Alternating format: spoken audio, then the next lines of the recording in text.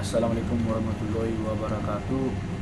Izin Bu dosen, perkenalkan nama saya Elvan Ribasaribu dari Prodi Akuntansi dengan NPM 2415170. Baik Bu, di video ini saya akan menjelaskan sejarah penetapan bahasa Indonesia yang dimana bahasa nasional dan penggunaannya dalam kehidupan sehari-hari.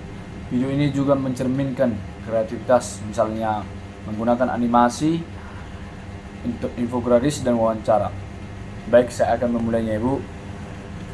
Penetapan bahasa Indonesia sebagai bahasa nasional yang memiliki sejarah yang panjang dan penting dalam pembangunan kreativitas bahasa Indonesia. Berikut ini penjelasan mengenai proses penetapan bahasa Indonesia, penggunaannya dalam kehidupan kita sehari-hari, serta bagaimana bahasa tersebut mencerminkan kreativitas dalam kehidupan, animasi, infografis, dan wawancara. 1. Sejarah penetapan bahasa Indonesia sebagai bahasa nasional, di mana Sumpah Pemuda tahun 1928, yaitu penetapan bahasa Indonesia sebagai bahasa nasional dimulai dengan peristiwa pada saat Sumpah Pemuda yang tanggal 28 Oktober 1928. Pada saat itu juga Sumpah Pemuda dan para pemuda Indonesia yang berasal dari berbagai suku dan daerah sepakat untuk menjadikan bahasa, yaitu bahasa Melayu yang kemudian dikenal sebagai bahasa Indonesia, menjadi bahasa persatuan bangsa Indonesia. Salah satu sebagai bahasa Indonesia, isi dari ikrar tersebut berbunyi, kami putra dan putri Indonesia mengaku satu tanah air, yaitu tanah air Indonesia. Kami putra putri Indonesia mengaku satu bangsa, bangsa Indonesia. Kami putra putri Indonesia mengungkapkan satu bahasa, yaitu bahasa Indonesia. Kemerdekaan Indonesia pada tahun 1945. Setelah Indonesia merdeka pada tanggal 17 Agustus 1945, bahasa Indonesia secara resmi diakui sebagai bahasa dalam Undang-Undang Dasar pada tahun 1945. Hal ini diperkuat dalam pasal 36 Undang-Undang Dasar 1945, yang dimana ada menyebutkan bahasa negara Indonesia, yaitu bangsa bahasa Indonesia. Perkembangan bahasa. Sejak saat itu, bangsa Indonesia berkembang sebagai bahasa yang digunakan di berbagai sektor, termasuk pendidikan, pemerintahan, media, komunikasi sehari-hari, dan lain-lain. Bahasa ini menjadi simbol persatuan di negara yang beragam ini, yang dimana dikenal bangsa Indonesia berkeanekaragaman suku, bahasa, dan adat, dan lain-lainnya. Yang kedua, penggunaan bahasa Indonesia dalam kehidupan sehari-hari.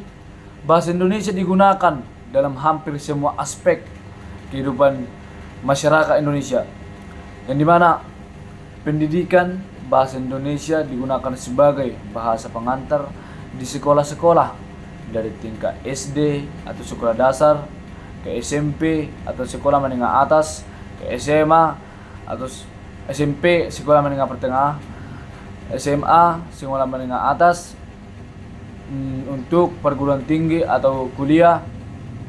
Ini akan menjadi hingga membantu fasilitasi proses belajar mengajar, yang dimana sudah semua bangsa Indonesia sudah tahu yang namanya bahasa Indonesia itu akan digunakan dalam kehidupan sehari-hari, yang dimana hal ini membantu mengajar dan memperkuat pemahaman antara siswa dari berbagai latar belakang. Pemerintahan dan media. Semua dokumen resmi, pengumuman pemerintah, dan media massa menggunakan bahasa Indonesia sebagai bahasa utama. Ini juga memastikan bahwa informasi dapat diakses dan dipahami oleh seluruh rakyat Indonesia. Dalam komunikasi, dalam kehidupan sehari-hari, bangsa Indonesia menjadi bahasa yang digunakan di masyarakat, baik dalam konteks formal maupun informal.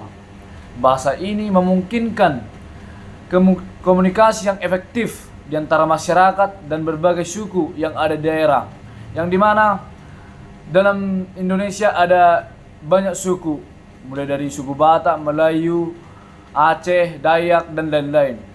Begitu juga dengan agama, ada juga 6 agama di Indonesia, yaitu agama Islam, Kristen Protestan, Hindu, Buddha, Katolik, dan Konghucu. Yang ketiga, bahasa Indonesia sebagai sarana kreativitas, di mana bahasa Indonesia bukan hanya alat komunikasi, tetapi juga menjadi sarana untuk mengekspresikan kreativitas. Beberapa contoh berbagai bahasa Indonesia digunakan secara kreatif yang meliputi animasi infografis, yang penggunaan bahasa Indonesia dalam animasi infografis membantu menyampaikan informasi secara visual dan menarik. Misalnya, video edukasi mengenai sejarah bahasa Indonesia, pentingnya pelestarian bahasa, atau kampanye penggunaan bahasa yang baik dan benar. Animasi ini menggunakan bahasa yang mudah dipahami untuk menjangkau audiens yang luas, termasuk generasi muda dan para pemuda yang ada di Indonesia. Wawancara dan dokumenter. Bahasa Indonesia digunakan dalam wawancara dan dokumenter untuk menampilkan cerita-cerita inspiratif, sejarah, dan isu-isu sosial. Wawancara dengan tokoh-tokoh penting, sejarawan, atau masyarakat lokal dapat membantu memahami bagaimana bahasa Indonesia digunakan dalam kehidupan sehari-hari, dan bagaimana perkembangan bahasa Indonesia ini berperan dalam membentuk identitas bangsa atau dalam Indonesia yang berbagai suku tetapi tetap satu jua. Contoh penggunaan kreatif, yang dimana 1. Animasi infografis, yang dimana artinya ini sebuah animasi yang menceritakan sejarah singkat bahasa Indonesia dari zaman Sumpah Pemuda hingga sekarang, dapat dibuat dengan ilustrasi dan teks yang menarik dan informatif. 2. Wawancara, yang dimana wawancara dengan para penulis, jurnalis, atau penggiat seni yang menggunakan bahasa Indonesia dalam karya mereka, yang mereka dapat menunjukkan bagaimana bahasa ini mempengaruhi kreativitas dalam menciptakan budaya baru. Misalnya, seorang penulis yang menceritakan bagaimana mereka menggunakan bahasa Indonesia untuk menulis puisi atau cerita pendek, novel, dan lain-lain, yang menggambarkan keindahan budaya dan kehidupan di Indonesia. Itu adalah salah satu wawancara dari seorang penulis yang menceritakan kegiatan mereka dalam pekerjaan mereka dalam menulis cerita pendek dan lain-lain. Melalui pemanfaatan animasi, infografis, dan wawancara, bahasa Indonesia dapat dikomunikasikan secara efektif kepada masyarakat dan generasi muda. Meningkatkan kesadaran ini tentang pentingnya pelestarian dan perkembangan bahasa ini menunjukkan bahwa bangsa Indonesia tidak hanya sebagai alat komunikasi, tetapi juga sebagai simbol kebanggaan dan kreativitas yang hidup dalam semua aspek dan setiap aspek kehidupan. Bahasa Indonesia dan perkembangan teknologi. Seiring dalam perkembangan teknologi, bahasa Indonesia juga terus berkembang dan beradaptasi. Pengaruh teknologi terhadap bahasa Indonesia terlihat dari berbagai aspek. Yang pertama, munculnya istilah baru, yang dimana perkembangan teknologi menghasilkan istilah baru yang diadopsi ke dalam bahasa Indonesia. Contohnya istilah internet, gawai, virtual reality, dan lain-lain. Yang kedua, penggunaan bahasa digital, yang dimana bahasa Indonesia digunakan secara luas dan dalam media digital seperti website, blog, media sosial, dan aplikasi mobile. Hal ini menciptakan bahasa baru yang lebih ringkas dan akrab, yang dimana contohnya penggunaan singkatan, emoji, dan istilah gaul.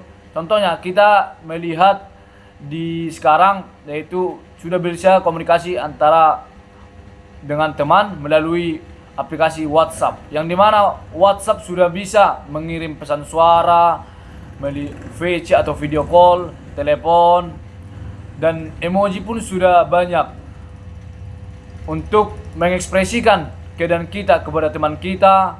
Dan di WhatsApp juga bisa membuat yang namanya perkumpulan atau kelompok, yang dimana kita menambahkan teman kita atau kontak teman kita yang membuat sebuah kelompok. Yang ketiga, kemudahan akses informasi, yang dimana perkembangan teknologi sebenarnya memudahkan akses informasi dalam bahasa Indonesia. Hal ini mendorong bahasa Indonesia yang lebih luas dan bervariasi. Kita sebagai para pemuda bangsa Indonesia untuk melestarikan bahasa Indonesia di era globalisasi. Era globalisasi menghasilkan arus informasi dan budaya yang cukup kuat.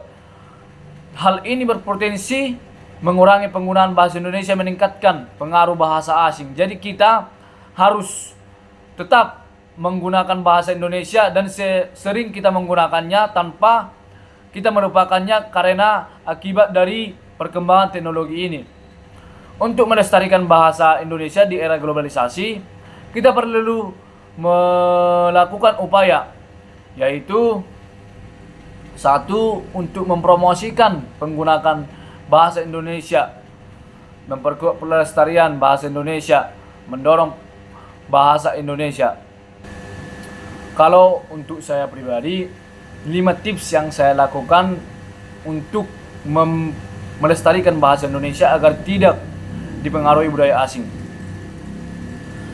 1. Membiasakan diri dalam bahasa baku, yang dimana percakapan kita dengan teman sebaya kita bisa menggunakan bahasa informal atau menimbulkan kesan santai dan enak untuk didengar. Suasana terasa berbeda ketika menggunakan bahasa baku. Kesan yang akan ditimbulkan menjadi seperti diskusi yang terstruktur dan membahas sesuatu yang penting. Di dunia profesional kita akan banyak berjumpa dengan bahasa baku. Yang kedua, memperbanyak kosakata, yang dimana ketika kita membaca jurnal ilmiah, artikel koran, atau blogspot yang di internet, tidak jarang kita menjumpai banyak yang kata yang sering kita tidak dengar. Dan jadi minimnya pemahaman terhadap suatu kata, dan kita akan berdampak pada kegagalan dalam memahami bacaan secara menyeluruh. Apalagi kita sedang berada dalam forum tertentu yang sering menggunakan istilah khusus dalam kegiatannya.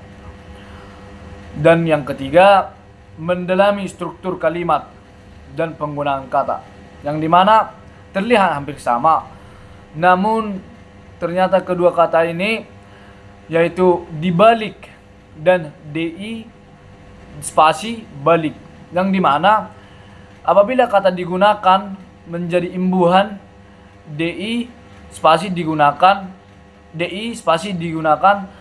maka menandakan bahwa kata tersebut adalah kata kerja. Lain maknanya untuk penggunaan di spasi yang dipisah, yaitu digunakan untuk menunjukkan tempat atau contoh di rumah, waktu, contoh di waktu kita, contohnya di hari Senin. Dan bisa juga kata sandang yang menjelaskan tempat atau contoh di antara. Jadi yang keempat, mengetahui perkembangan bahasa baru, yang dimana seiring dengan perkembangan zaman dan teknologi akan muncul juga berbagai istilah dan jargon bahasa Indonesia yang baru.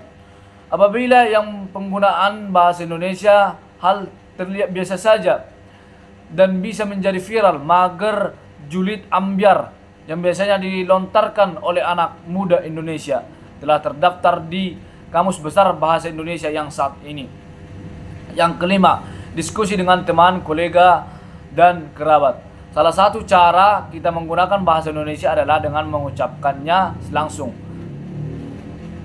Contohnya, kita berbicara kepada teman kita dengan secara efektif kepada lawan bicara kita. Jadi kesalahan dalam penyampaian berpotensi menimbulkan misinformasi yang akan fatal apabila merupakan sesuatu yang penting yang untuk diketahui. Jadi untuk pribadi saya untuk melestarikan dan upaya untuk melestarikan bahasa Indonesia kita ini, kita jangan dipengaruhi oleh budaya asing. Jadi untuk kedepannya, untuk pemuda Indonesia, saya menyarankan sering kita menggunakan bahasa kita sendiri, yang dimana bahasa kita ini adalah bahasa yang kaya, yang walaupun banyak suku, adat, budaya yang ada di Indonesia ini, kita sudah tahu bahasa utama kita, bahasa yang bisa kita pakai untuk berkomunikasi dengan teman, dan teman juga bisa mengerti tentang bahasa kita, yaitu kita bisa menggunakan bahasa persatuan, yaitu bahasa Indonesia. Jadi dalam Sumpah Pemuda juga itu sudah terbunyi untuk bahasa yang digunakan dalam Indonesia, yaitu bahasa persatuan Indonesia. Itu tidak boleh diganti lagi. Jadi itu tips dari saya untuk pengupayaan melestarikan bahasa kita sendiri.